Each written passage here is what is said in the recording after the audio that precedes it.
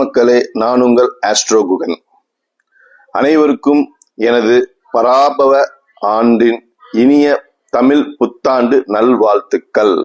இந்த பதிவுல நாம பராபவ ஆண்டின் பொது பலன்கள் மற்றும் இந்த ஆண்டில் நம்ம வழிபட வேண்டிய தெய்வங்கள் பற்றியும் மற்றும் உங்கள் ராசிக்கு இந்த ஆண்டு எப்படி இருக்கும் என்பதை பற்றியும் பார்ப்போம். பராபவ ஆண்டு தமிழ் ஆண்டுகளில் 40வது ஆண்டு.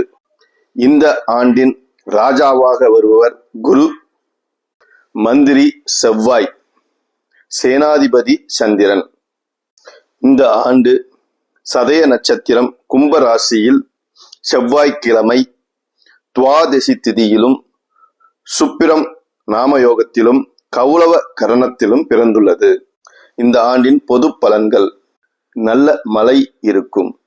மருத்துவ துறையில் நவீனமயம், குறிப்பாக குழந்தை பேறு, இதயம் மற்றும் கல்லீரல் சம்பந்தப்பட்ட நிபுணத்துவங்கள் அதிகரிக்கும். தங்கத்தில் முதலீடு நல்ல லாபத்தை தரும். கல்வித்துறை, நீதித்துறை, காவல்துறை மற்றும் வனத்துறையில் உள்ளவர்களுக்கு சிறப்பான ஆண்டாக அமையும். பணப்புழக்கங்கள் குறையும், ஆனால் சேமிப்புகள் அதிகரிக்கும். ஆகஸ்ட் மாதத்திற்கு பிறகு வெளிநாட்டு வாழ் இந்தியர்களுக்கு சிறப்பாக அமையும். ஆன்லைன் சூதாட்டங்களில் அதிக பாதிப்புகள் உண்டாகும். நகை காணாமல் போகுதல், திருட்டுகள் அதிகரிக்கும். மிகவும் கவனமாக இருக்க வேண்டும். குறிப்பாக இளைஞர்கள் தீய பழக்கங்களுக்கு உட்கொள்ளாமல் எச்சரிக்கையாக இருப்பது நல்லது. இந்த ஆண்டில் நமக்கு நல்ல பலன்களை தர வழிபட வேண்டிய தெய்வங்கள்: முருகன், காளிகாம்பாள், ஸ்ரீகிருஷ்ணர், மீனாட்சி அம்மன் மற்றும் வராகி அம்மன்.